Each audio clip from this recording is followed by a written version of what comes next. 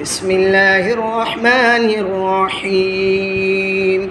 يا أيها الناس اعبدوا ربكم الذي خلقكم والذين من قبلكم لعلكم تتقون.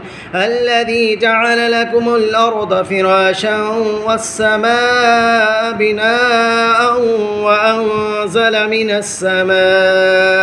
من السماء ماء فأخرج به من الثمرات رزقا لكم فلا تجعلوا لله أندادا وأنتم تعلمون. وإن كنتم في ريب مما نزلنا على عبدنا فأتوا بسورة من مثله وادعوا شهداءكم من دون الله إن كنتم صادقين. فإن لم تفعلوا ولن تفعلوا فاتقوا النار التي وقودها الناس والحجارة أعدت للكافرين.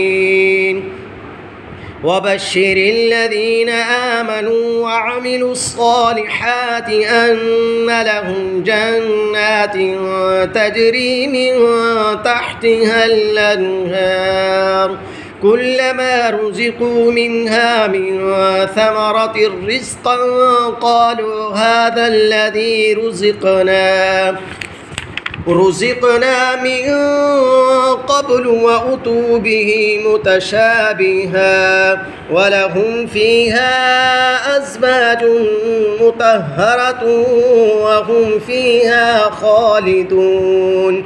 إن الله لا يستحيي أن يضرب مثلا ما بعوضة فما فوقها فأما الذين آمنوا فيعلمون أنه الحق من ربهم وأما الذين كفروا فيقولون ماذا أراد الله بهذا مثلا يضل به كثيرا ويهدي به كثيرا وما يضل به إلا الفاسقين الذين ينقضون عهد الله من بعد ميثاقه ويقطعون ما أمر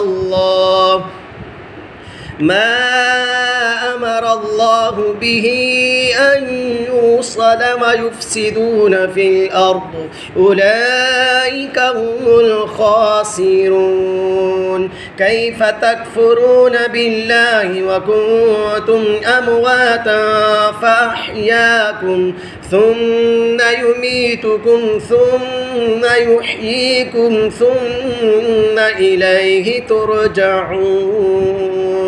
هو الذي خلق لكم ما في الأرض جميعا ثم استوى إلى السماء فسواهن 7 سماوات وهو بكل شيء عليم.